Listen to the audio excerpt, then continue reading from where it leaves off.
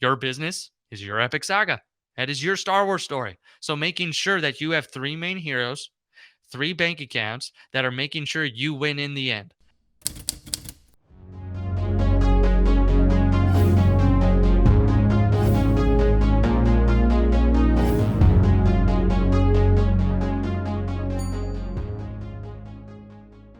Hello, and welcome to this week's episode of the Real Estate Investors Club podcast. I'm here with David Richter, who is a representative of SimpleCFO, and he's going to talk to us about profit first today. How you doing, David?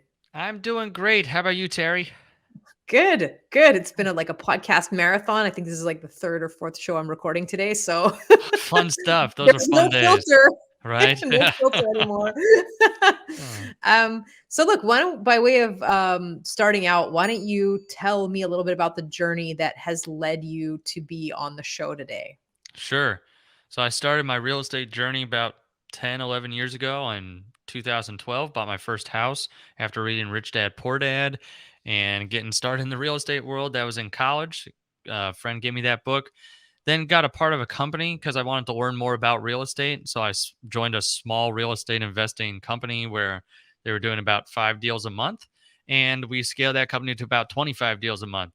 So we were doing wholesale and fix and flip and rentals and lots of different things in the real estate investing world. And then was there for about 5 years, did about 850 deals, and saw that even though we were doing 25 deals a month, and that sounds awesome, we were spending about 26 worth of deals out the door. So that was not awesome. So I'm like, what the heck are we doing? Like, why, we're making all this money, but then it's all going right back out the back door. So that got my interest peaked in like, okay, how do we actually become profitable? And then from there, I went to a lot of different events and heard that from other people too. They would say on stage, like, oh, we're making this much, or they'd be in the room and be like, yeah, we're doing this many deals. And then they'd be crying in their beer at the counter, being like, ah, shoot, we didn't. Where's all the money going? So that's when that's what even sparked my interest more of like, there's probably a big need on this side, like to actually be profitable and like, how do we actually manage the money on the back end? Well, I moved from the area that I was in at that time from that company and everything, moved across the country, had some of my own rentals and stuff. So, like, had some financial freedom, moved to work with this other guy in the real estate world. And lo and behold, the first thing I asked him was like, show me your numbers. Cause like the numbers don't lie, like I want to see your books, like open up your, the numbers for your business. And he did. And it was all a mess because most real estate investors don't have a real estate investing bookkeeper or accountant, or or the person doesn't really know what they're doing. I'm like, yeah, this is a mess. Like, let's get this cleaned up. We got it cleaned up. And it turns out he had a bunch of equity in like his rental portfolio. So we were able to refinance that, get him some money in his pocket. And I was able to just tell him, like, plain and simple, this is what you're making on a monthly basis, spending and keeping. And he was like, boom, like, this is really good. Like, this is eye opening. And he told me these words, like, this has changed my life. And I'm like, okay, I need to start a company to be able to do this for more people, because if more people just had the power that he had in his hands, which is like, to me, was just real simple. This is what you need to see. That's where, I started Simple CFO, basically to help people at that point just know what was going on in their business from a financial aspect. I had a good mentor call me because I was starting this company, and he told me, have you ever read the book Profit First by Mike Michalowicz? And I said no. And then I read that book, took 10 pages of notes, and I loved it because it was a simple cash management system for entrepreneurs. This was not something I need, because even though, like, if you can see me live, I look like the numbers person, like I look like an accountant, but my background is like entrepreneur. Like, I love starting the company. I love doing the deals in the real estate world. And so for me, I needed something simple. So it was a very simple book of like, what do I do with the dollars once they're in the bank, so I don't end up in that situation again of 25 deals a month and doing a ton of stuff, but then having it all go out the back door and more. So that's where that just really helped. I started actually implementing that in real estate businesses, that cash flow system plus our system of fractional CFO services, and saw that, transform more businesses. So I reached out to the original author, got him to sign off on me writing Profit First, the book Profit First for real estate investing. So I got to author that book and be a part of that book deal and publish that in December 2021, just to get that out to the real estate world, because I've been a part of lots of deals and have now seen that implemented successfully hundreds of times. So now it was like, Here's the actual system baked into the book. And that's where it got us to this podcast, because now I'm just speaking about this because so many people are living deal to deal. So instead of living maybe paycheck to paycheck or month to month, now they're living like deal to deal in the real estate world. And it's like, it doesn't have to be like that. If you mentioned Rich Dad Poor Dad, like when we were on our podcast together, it's like so many people live in their own real estate rat race. And I was like, I just want to get them out of that, because I don't want you trading one, working like this job, and then going into real estate and being like, okay, what, there's nothing different, only it's worse. Like I traded 40 hours and now I'm working 100 and making less.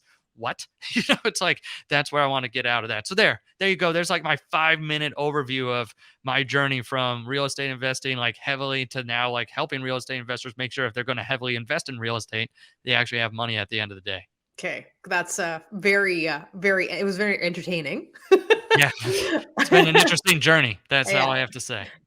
But so now I wonder if you can like get into specifics, right? Because like Yeah. what I would find interesting are like patterns, and where you find patterns of things where people trip up or patterns of mistakes people make. Yeah. This is where there's like a real ROI on helping people like get out of their own way on that specific topic. So, Yeah.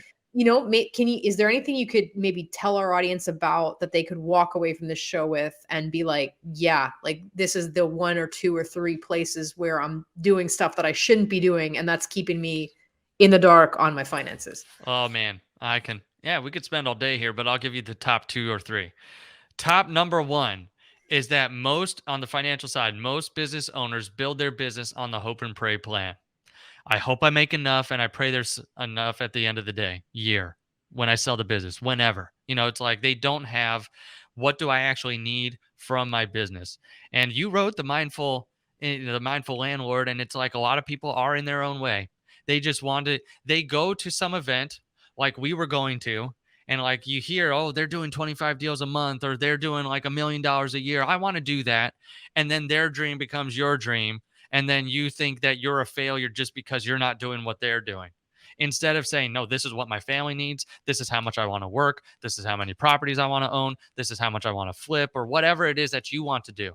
That's where you have to take that step back and say, no, I need to find what I need to keep from the business. Because most investors, the root of that problem is that a lot of them feel like, hey, I'm making money, but feel broke. But then the root is they don't know, on the financial side, they don't know 3 simple numbers. I don't know what I'm making, spending, or keeping. So, like, the first counteract to the hope and pray plan is finding what I need to keep from the business. So, it's not about what I'm making. It's not about what I'm spending. It's really about what is that difference that I get to keep from it. So that way I'm not just working and working and working and not seeing any result from it. Literally talked to a couple today where they had their biggest year last year, $700,000 like in revenue. And they were like, yeah, but we have pennies to show at the end of the year. And we owe taxes this year for last year. It's like, oh, shoot. You know how many times I hear that, though? It's because all of us walk that path. We think that just making more money is going to dig us out of the hole. And that's where I love Keith Cunningham's statement. He says, if you scale cancer, the tumor grows. So it's like, if I'm going to scale this stuff and it's just bad stuff, it's like putting in a gas in a plane that's going down. It's like, well, I'm just going to get there faster. So that's where we have to make sure that we're getting what we want from the business, and that it's not just the same mindset, the same thoughts that are going to keep us from getting there. It's those habits. A lot of us have had parents or people in our life that said money doesn't grow on trees. No, you can't do that. No, we can't do this. No, we can't go there. No, we can't afford that. Or they didn't give you the time of day and you had no idea how to manage the money, or we had bad money messages given to us. So then we go out and then we see other people be successful and we're like, we want to be like them, but we don't know. We don't know if they're really successful. We don't know if they have bad money habits behind the scenes, or we don't know even if they have good ones. What did they do to get there? So that's where we have to do that first step and say, nope, I'm not writing their story. They're not writing mine. I'm writing my own story here. I want to make sure I find what I need to keep. That would be like the number one thing. So that would be like sitting down and literally writing out, how much are the expenses that I need to bring home on a monthly basis? And let me write that number out and then say, okay, what do I want from my business too? What number gets me excited? Why did I start real estate investing? That number write down as well. So if you need like let's just say 10,000 a month to break even, and you're like, okay, What would 20, 30, 40, 50 do for you as well too? What could you fulfill in your life, bigger causes or whatever it is for you? So that's like to get you excited. But then the key here with this point too is if you have a spouse, sit down with them. The people that usually are closest to us get neglected the most when it comes to the financial side of our business. The ones that might need the actual money, they're always asking, when's the groceries? Like, can I go out there and purchase this? Can we go out for a date night? Can we do this thing? Sit down with them and say, no, this is what we're going to attack. This is where I'm going to make sure that we're going to get at least this much every single month. And then we'll be more on a plan like this. So that way we're going to be on the same page. So that would be number one, is getting out of your own way and making sure that you as a real estate investor know what you need to keep from the business and making sure it's your business. So that's point number one. I don't know if you want any comments there before I go to point number two, but like I said, I could just keep going and I'm the Energized Bunny here. So Mom, that's the vibe I'm getting. yeah, No, I feel like that was like really very clear. Really very clear. And I awesome. think, when you talk about people like living deal to deal, like I think that's exactly what it is that you Yep. don't exactly know what you're making, except maybe when you do your taxes once a year. But then there's like the tax accounting, and then there's like the real accounting, because they're Right. not always necessarily the same things. Like what you're gonna show the tax man is not necessarily what's in your bank account at the end of the year. Uh, Um, yeah. 100%. That's how, okay. How many business owners go to their tax person and just give them a shoebox full of receipts, but they still manage the dollars that come through their business? Like that you can't neglect that. Like the money's going to go in and out. So either you're going to be a poor manager of it or you're going to have to learn how to actually manage. That's what drove me to profit first too, because it was about that side. Because like you said, you've kind of got the two pieces. You've got the tax portion, like I have to get this done to pay taxes, but then also on this side, I'm going to have to manage the money that actually flows through my fingers too. Yeah. And Yeah. that's man, I see this story all the time. That's where even in the book I write about Joey, where he came to me in 2019 and he went into his CPA's office. She said, looking at your books, I'd never get into real estate. And you lost $70,000 this year. It's like, and he told me on that same Zoom call, David, I tried doing more deals. Like I started working 80, 90, 100-hour weeks, started trying to do the 3 to 4 deals a month, tried scaling up, had my wife work in the business. She started was so stressful that she started having seizures. Like it was the craziest year of his life. And that's because he thought he was going to these events, hearing other people like, I need to scale, I need to grow, caught that bug, and then it like derailed his whole entire 2019. Whereas CPA said it would have been better for you to work at McDonald's, than for you to work in your real estate business. And it's like, oh my gosh, what am I doing? That, to feel like I've wasted all that time, all that energy. And I went backwards. Like in a job, usually at a job, they're going to pay you no matter what. Like you don't have to pay them back. But in a business, you could, like in real estate, if you lose 70,000, you went backwards. So it's like, that's where I don't want people to be like that. That's where it, like for him, thankfully it has a good ending, because on the flip side, we sat down and said, what do you need from your business? So he figured out. It was really simple. Like he took one weekend, came back the next week and said, I figured out with my wife what we need to keep. And he said, David, do you know how many deals I need to do? I was like, I don't know. Is it 1 to 2 a month? He said 5 deals a year.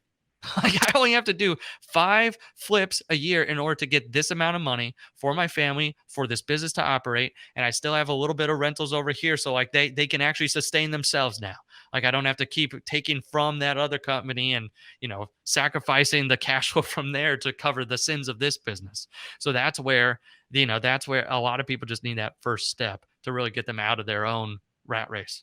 Yeah. Yeah. I definitely, like we didn't, we had a long chat in the other episode, but this is like, the latter part of Mindful Landlord is exactly that, is that like, if you pick your dreams off of someone else's Instagram feed, that is the fastest recipe for unhappiness. You Yeah. can't, take those messages from the world around you, because, like I like to say, I attained financial independence with 9 doors, like Yeah. 9 doors. And so like, if we're having a competitive, what I call the bank account Olympics at a real estate event, and like so-and-so has 100 doors, yeah, but if my needs are this and I'm able to run it in a way that works for me, like maybe that's what I should be doing in that business. And so you have to I think you're absolutely right when you say you have to kind of get clear about it.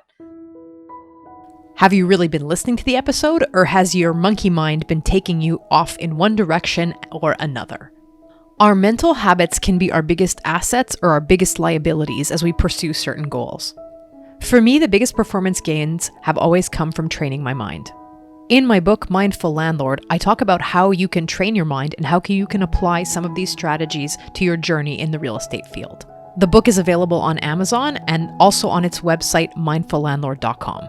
And now I'll stop evangelizing for the power of mental training and let you get back to the show. Yeah. Let me ask you, what's number 2? Number 2, every business owner, including real estate investors, most of them run the business from one bank account. I look at my bank, I make a financial decision. There's a lot of money there, great, let's spend the money. There's not a lot of money there, don't spend the money. So that's how we that's how it's the last thing that they want to touch is the finances, so they do it in the least painful manner possible. Literally just running it by that one bank account. And then you don't know what's yours, what's it, like what's for the tax man, what's for, all the different things. What's my profit? What's for to pay myself? What is this payroll? Is this marketing? Then you feel bad about taking money out. Like, oh man, if I take this out, is marketing still going to be able to run? Is payroll still, like all these different things, all these automatic payments, is going to make it overdraft? So then you have no clarity. It's just confusion. And then this is the best way that we know how to manage it because no one's taught us any different. So that's where a lot of people have that one big bank account and then they feel guilty about taking the money out and they don't have any of that. I'm able to actually take control of the business and the money. That's where, to counteract this big one, this number 2 here is the profit first system of actually having like the modernized envelope system, which I don't know if Dave Ramsey or if you've heard about this before, like the envelope where you stick the envelope, money in envelopes for the certain expenses in your personal life. And when the money's gone, the money's gone. But it's helping you give every dollar a name.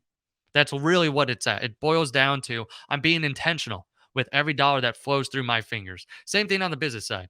I don't want you to set up envelopes. I want you to send up like a business bank account to say these are the specific bank accounts that I need to set up in order for me to know what's my profit or like what am I paying out or whatever it might be. So that way you know exactly where your money's going. And in Profit First, there's 5 fundamental accounts. I give a 6th one in the book for Profit First for real estate investors because there's one that pops and rears its ugly head all the time. So I'll give that here. So if you're listening, I'm going to give you some practical steps. These are the bank accounts you could set up. I call the first 3 the golden trio of bank accounts because if you also see me now too, I look like the person who loves Harry Potter and Star Wars, and I definitely do. So they have the 3 main heroes, right? Luke, Han, Leia, Harry, Ron, Hermione, making sure that good wins in the end.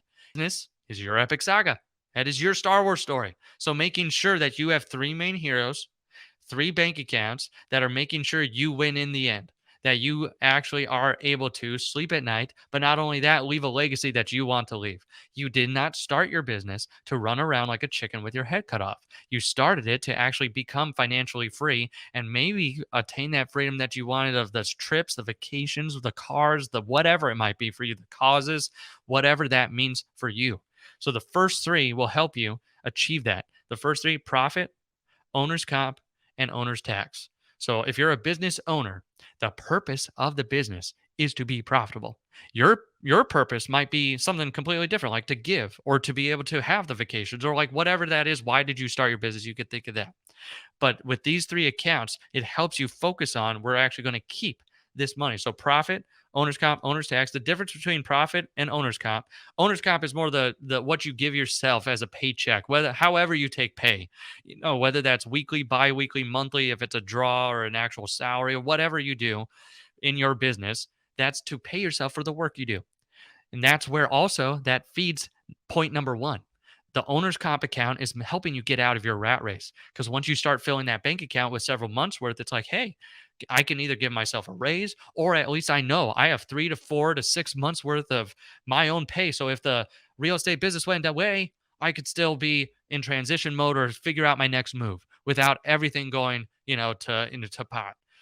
The first thing, profit, that first account, that's more of the why did I get into real estate account? Like this is to fund the goals, the dreams, get out of the hole that you might be in. Like I need this profitability to be able to be the fun account for you. So like once a quarter, you take money out of that account to be able to do whatever you want with it. So that way you can say, hey, I'm going to buy the house or I'm going to buy this car. I'm going to go on the vacation or I'm going to do this thing. Like that's to make sure that you are either number 1, either getting out of debt. If you got a lot of bad debt, use it for that first. But then once you're out of debt, use it for fun stuff or why you start your business. If that's to buy a portfolio free and clear, like start buying houses with that. If once you get enough of the profit in there, then the owner's tax, if you're going to pay taxes throughout the year, have a tax account. So that way you're stuffing money from every deal that closes versus like, oh, shoot, it's tax time. I got to do 3 more deals right now and running around there and giving yourself financial anxiety. The other three are real simple too. You already have OPEX. That's the bad guy. That's the one that's already sending out the money. That's Voldemort.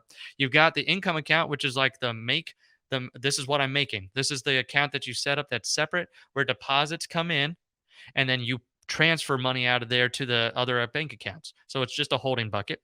Then the sixth one that I add for the real estate investing world is OPM.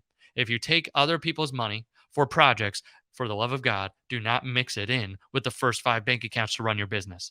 Don't run into like a Ponzi scheme where you're using Project C's money for Project A because you ran out of Project A's money so long ago. So that's where helping yourself, keep yourself from as much as that as possible. So those are the big ones. Those are the accounts to set up because once you have that, you don't just have a good system for managing the money, you have clarity. Clarity creates confidence. Confidence creates better decisions. Better decisions equals more money, top line and bottom line. So that's really what we're trying to get out of this is that I know I'm directing every dollar. So before with the one bank account, your money was basically telling you what to do. Now you're telling your money where to go. So that's really the big thing that gives you there. It gives you a lot of confidence and to know I can either spend this, I can't, or I don't have enough money, or I'm not making enough to pay myself what I need. Something's got to change here.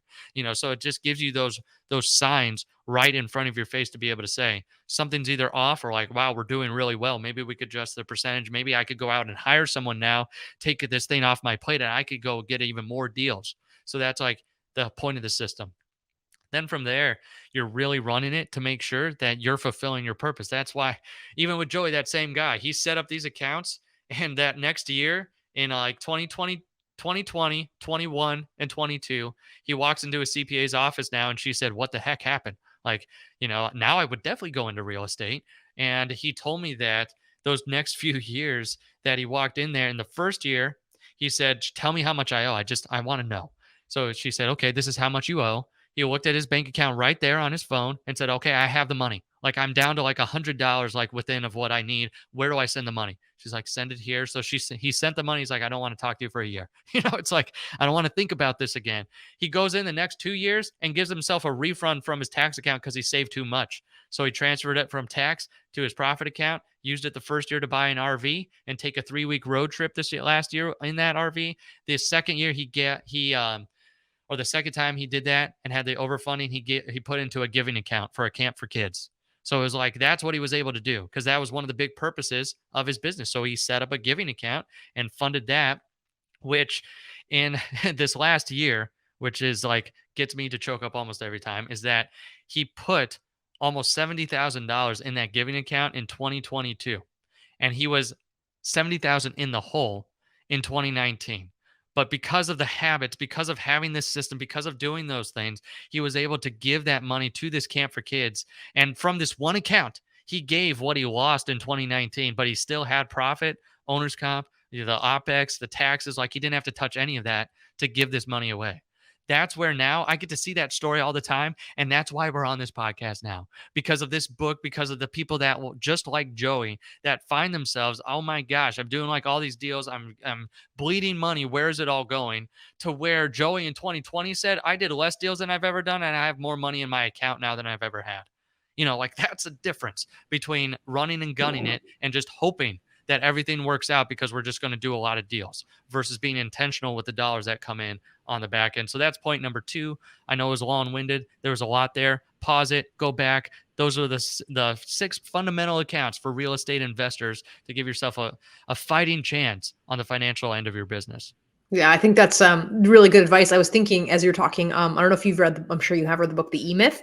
Oh yeah, Um, big time. yeah, yeah. But that if you're trying to like run your business as we all do, like we get into business and like most of us, like you said, maybe you look like you have a finance background, but you don't. And I think Yeah. the reality is like most people who get into real estate investing, like we come from all walks of life, but that Yep. doesn't mean that we necessarily have a business administration degree. We don't have a finance degree, but because we end up of like being CEO of my company Inc., like we kind of have to learn that stuff later. And Yeah. so things end up being a mess. And then you realize 2 years into it, like, wait a second, I'm trying to scale something here where the margin is garbage. And so Right. like the harder I work, the more work I take on, and it seems like I'm making less money. So Yep. like, my management business, that was the story of my management business for some years until I woke up to that and I was like, wait a second, if I'm scaling this, like I'm just scaling my headaches. I'm not Right. scaling my bottom line. So Yep. does that really make Exactly. any sense?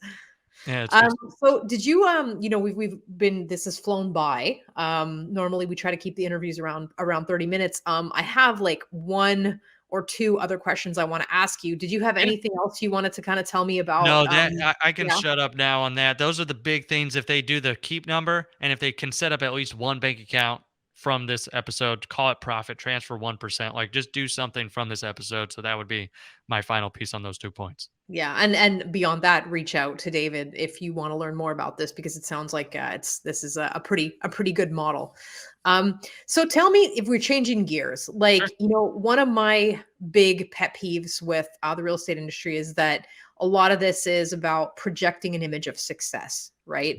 And Sure. if you look at what people try to put forward, especially like at conferences, especially at places where there's like a little bit of that competitive stuff going on, I think people don't talk about the lifestyle hits they took to get where they are. Yeah. And so I always like to ask, I guess that question is like, tell me, just like be transparent. Like, what was that part of your journey like? Because it's not true that, you get to be a world champion without suffering lots of hours in the gym. And it's not true that you get to be a successful real estate investor without making some sacrifices that maybe other like normal people who have a day job don't make. Yeah. So what was that like for you? Oh man, back in the real estate days, it's easy there. It was the long hours or it was the phone calls or it was I did a lot of things in that company. I was property management, project management. I got to see contractors, I got to see tenants, I got to create those systems. I was also a systems guy, so I like created like Podio's a CRM and I created a Podio system for our internal business for managing like about our 100 doors and like with one VA and one office person they were able to manage all those doors and the VA was calling the tenant. So it's like I got to see, from that aspect. And then also just being, I also started in sales too. And like that, and for me, it's been a learning journey. So it's like I also have to build this plane on the way up. So I need to learn all this stuff as I'm implementing it and going to these conferences then in this business that I have today, so not just real estate, but I have a fractional CFO company that implements profit first, but also just teaches and helps people with the financial leadership portion. And oh man, last year I traveled 40 times. I am an introvert. Like I am very much of like the just drains me to be in the networking type environment. I'd rather be in the room just on my own or and I like it at some point, but at some point it's just like 40 is too much. But then at the same time, I knew there was a message that I wanted to get out. So it was like, okay, I'm going to have to do this. I talked with my wife and my daughter at the beginning of the year, like, hey, this book is launching. This is actually resonating with a lot of people. Like we have to talk about this now. So that's kind of how I headed off that too, where I was able to travel, about 40 times in the last year. And then, there's been a lot of late nights. There's been a lot of going back and forth of okay, do I want to grow the business? Do I not want to grow the business? Decisions that had to be made the transition even from working a job in the real estate world to going full time in my own business because I'd had side businesses before. I'd even had real estate, like of my own rentals, but then going and focusing on this one thing. That was a big mental hurdle too of going like, okay, I need to go from just making all the security that I thought everything else over here had, like on the job side and like on the few rental side, to then going of like, no, I have something that I think can help a lot of people and I need to take a risk on myself. I need to go out there. That was one of the things too. I had a lot of good people in my life up to this point. Like I have great parents. I have like no reason not to turn out, like not to do out there and make an impact. So I also felt at the same time too that there were so many good people behind me and that I can say that even if this fails, at least I tried to go out there and make an impact on the world and made an impact on someone else. Like I've seen how this has helped other people, but I need to take enough risk on myself too to say this is big enough to help others, and to actually go out there and do that. So that was one big mental hurdle as well. I remember struggling with that and being like, okay, do I want to risk all this? I was also getting like a huge raise, like where I was. And so, in addition to all the other income I had, it was like going to be pretty significant. And I'm like, okay, do I want to forfeit that, like to even start this thing and kind of start lower than where I would be right now, or, like where I was back then? So that was a big mental hurdle too. Then there's always, there's always stuff. If you're in a business, you just know as the business owner, everything rests on your shoulders. Like, not that the responsibility that you have to do it, but at the end of the day, if something goes wrong, you take responsibility. If something goes right, you give the other person praise. So it's a very not it's it, well, if you're the right type of owner, then it's the very much the right, it's very much the thing where it's just not a lot of praise in public. And then in private, it's usually a lot of like, I got to call this person, like, let's smooth this over. What can I do to make it right? But then at the same time, too, there's also been a piece because I know even if I have to give money back or if I have to do anything, I'm going to do the right thing.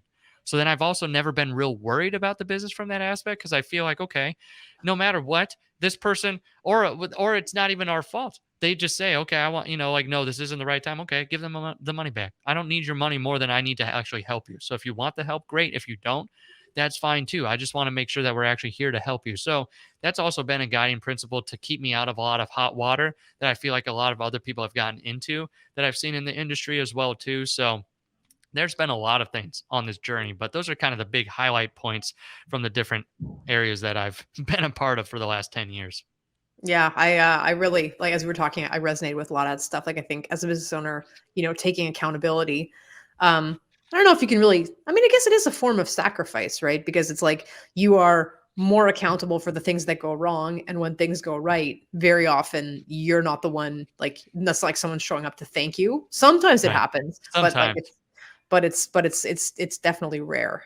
Right. And it's not Yeah. like we want to seek that. It's like we just want to make that impact. But at the same time, too, it's just stuff's going to go right and stuff's going to go wrong. And you just have to be prepared as that business owner to be able to handle it no matter Yeah, what. absolutely. So, look, David, we're just about out of time. I want to Yeah, thank you for spending this time with us. I think you've provided a bunch of value, and it's certainly been an interesting conversation. What's the best way for people to reach out to you if they want to learn more? sure. There's a one-stop shop, simplecfosolutions.com or simplecfo.com. I forgot that we bought that domain last year. Simplecfo.com. Either one will get you there, but that's the easier one. So CFO is like chief financial officer. So simplecfo.com, that's where you can find the book, our podcast. Terry was on there as well too. So her episodes, if it's not already out, it's coming out there. We've also got, if you want to learn about our fractional CFO services and what we do, we've got the book a call button. Or if you just need help on that side and you're like, okay, I have no idea, I don't even have a bookkeeper or anything, our people can guide you to a good person that we recommend in this space too. Because oh man, because everyone has usually had a bad experience with a bookkeeper or CPA. So if we can help you on that side, let us help you there too. So that's how you reach out, simplecfo.com. All right. Well, thank you, David, for being on the show. Yeah, thank you, Terry.